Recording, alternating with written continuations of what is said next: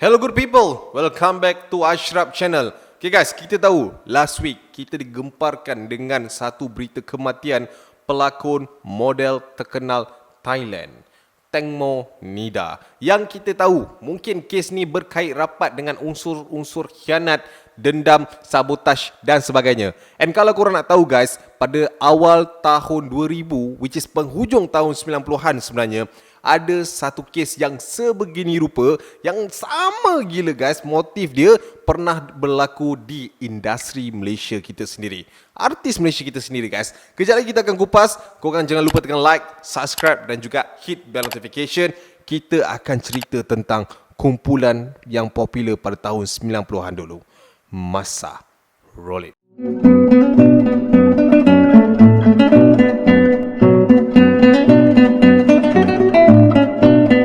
Okay guys, macam Aca cakap tadi, kes ni berlaku di penghujung tahun 90-an.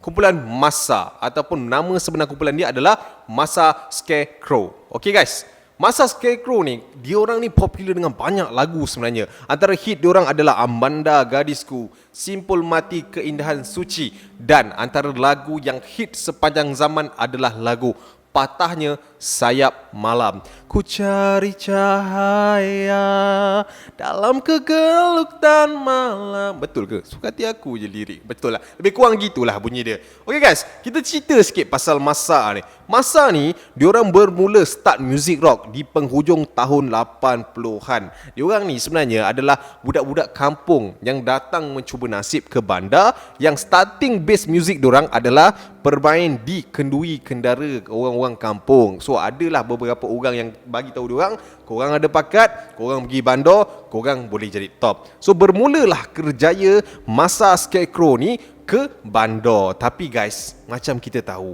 tak semua yang kita nak kita dapat, dan tak semua perjalanan yang kita idamkan indah-indah belaka. Dan ini adalah yang dilalui oleh kumpulan Masa, dan satu demi satu tragedi yang telah pun menimpa mereka. Bermula pada tahun 1991 guys, di mana mereka berjaya sampai ke AJL pada waktu itu. Di mana waktu tu memang kebanyakan peserta yang ada dekat AJL 91 tu dimonopoli oleh kumpulan-kumpulan rock. Ini Acap cut short dia lah Kira Acap tak payahlah cerita perjalanan Masa ni macam mana, tak payah. Dia memang ada pahit liku dia, tapi senang cerita, mereka ni berjaya masuk ke pentas akhir 1991 anugerah juara lagu pada waktu tu guys. Memang gempak, memang style gila. Tapi ada satu tragedi yang telah pun berlaku kepada kumpulan ini sebelum mulanya persembahan utama pada malam berprestij tersebut. Kita tahu guys, AJL tahun ni sudah pun masuk 36 tahun guys. Bila cerita pasal 36 tahun, dia dah bayi bapak-bapak kita dah sebenarnya, kan? Macam-macam cerita, macam-macam sejarah, macam-macam tragedi yang berlaku di dalam anugerah ni. Okay guys, antara satu tragedi yang Acap nak ceritakan adalah tentang tragedi kumpulan Masa ni sendiri, di mana pada tahun 1991 guys, cerita ni starting daripada rehearsal sebenarnya. Okay, rehearsal waktu tu diorang dah rehearse baik punya, music memang dah check, arrangement semua dah baik, diorang punya equipment semua memang dah mantap cun, tinggal nak perform je pada waktu tu. Tapi waktu tu vokalis utama diorang, Zul Masa, dalam keadaan yang tak beberapa sihat sebenarnya. Zul Masa ni macam nak demam lah. Mungkin first time masuk final AJL, so dia macam ada perasaan gugup sampai dia rasa nak demam. Tapi itu bukanlah halangan yang besar untuk kumpulan Masa waktu tu, sebab diorang ada semangat yang sangat-sangat kuat untuk meneruskan persembahan pada waktu tu. Okay guys, tibalah malam yang mereka tunggu-tunggukan. And perkara yang mereka paling takuti sebenarnya berlaku pada malam itu guys. Di mana pada malam itu, selepas masa rehearsal tu semua benda baik, semua benda cantik, ketika mereka start menyanyikan lagu Patahnya Sayap Malam, salah satu gitar amplifier diorang tak berfungsi guys. Itu dah memang satu tragedi lah. Nak nyanyi gitar tak bunyi. Tak cukup dengan itu, ketika diorang tengah roll the drum, tiba-tiba pedal drum diorang tercabut guys. Tercabut. Itu dah kira dua tragedi. And yang paling menyedihkan adalah vokalis dia lah. Kan Acap cakap dia tak sihat kan tadi. So dia ni sampai tahap kena push diri dia gila-gila untuk dihabiskan lagu tersebut. And dia bertindak untuk melompat-lompat supaya diri dia ni tak pitam dekat atas pentas tu. Tapi itulah dia cerita dia. Orang tak tahu condition sebenar kita, orang main hentam je. Media pada waktu tu guys, kebanyakannya menghentam persembahan Massa dan juga finalis-finalis lain sebelum mereka sendiri berjumpa dengan finalis-finalis ni. And ada salah satu artikel yang paling menyayat hati adalah mereka menulis bahawa Zul ni sedang di bawah pengaruh.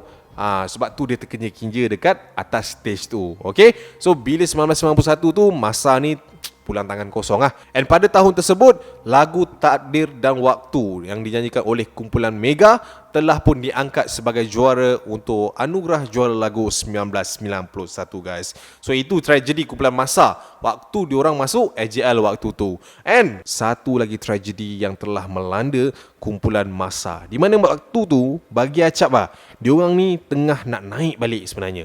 Diorang dah macam ada satu planning untuk keluarkan album dan branding Massa waktu tu sudah pun dikenali ramai.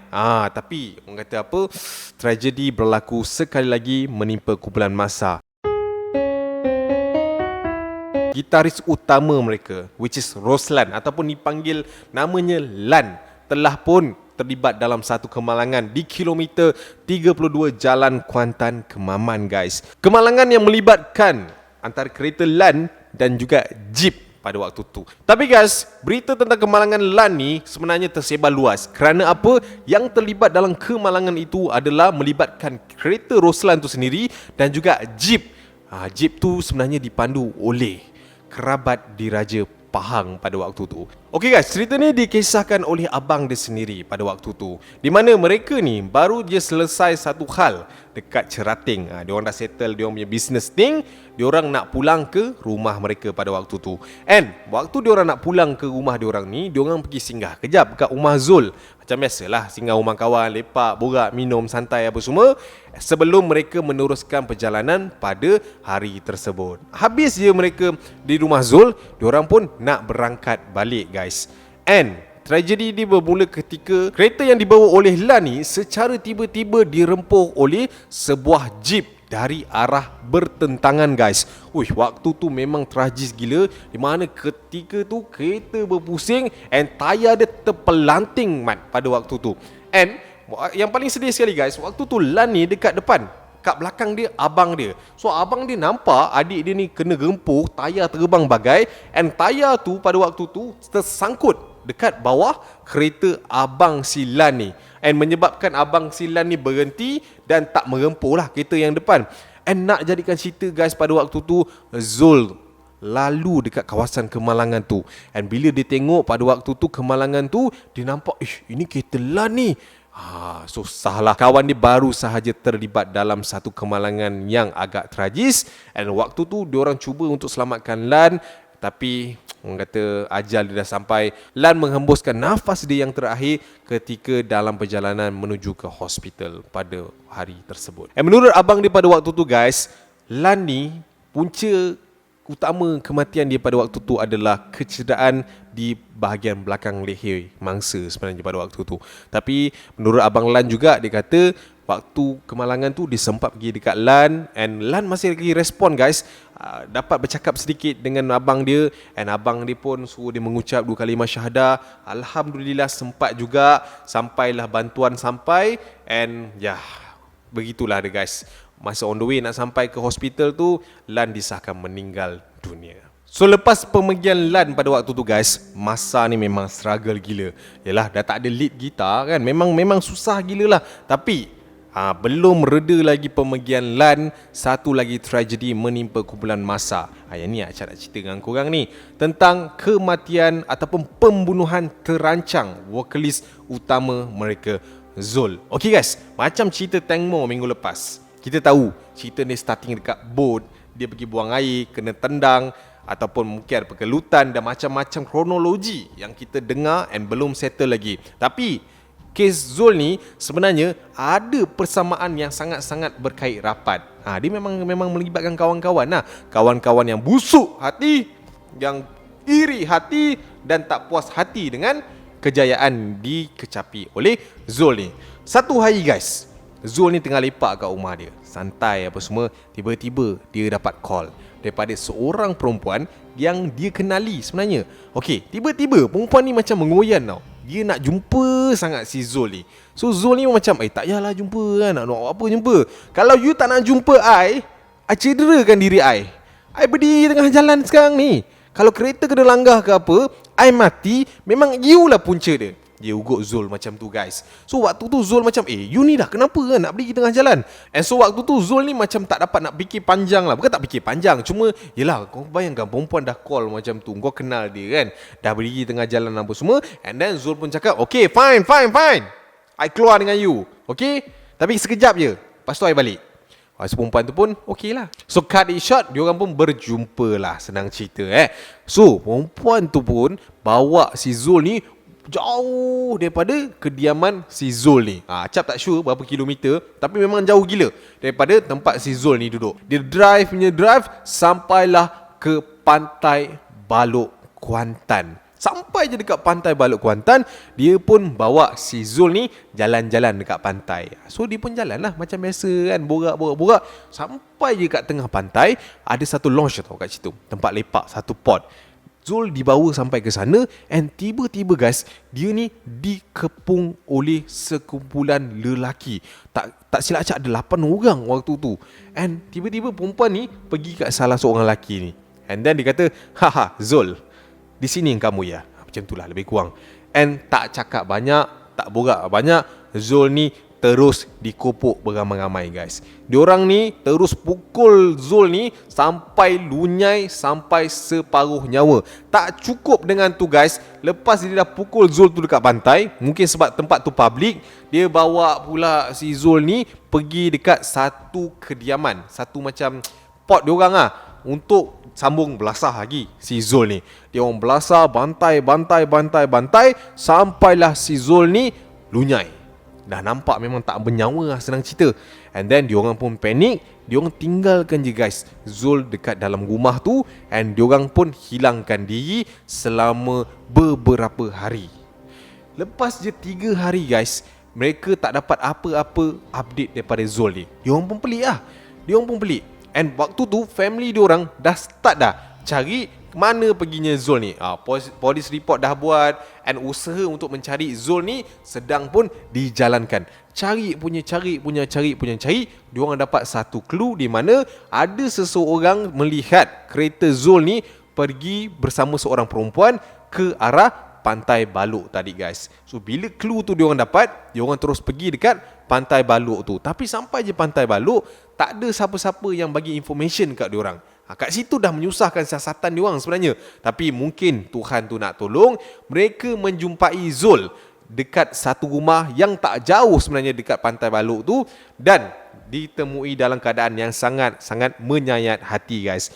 Waktu tu Zul memang dah keadaan dia, acap boleh cakap maybe 20% lah kot, ataupun mungkin dah tak ada dah, sebab kecederaan dalaman yang sangat-sangat serius dan telah pun dibiarkan selama berhari-hari, tak makan, tak dirawat. Dan lepas je mereka jumpa Zul tu, diorang cepat-cepat bawa Zul ni ke hospital berdekatan. And pada waktu tu segala usaha diorang cuba untuk selamatkan Zul, termasuklah menggunakan alat bantuan pernafasan. Tapi yes, Zul disahkan meninggal dunia akibat pembunuhan terancang tersebut guys.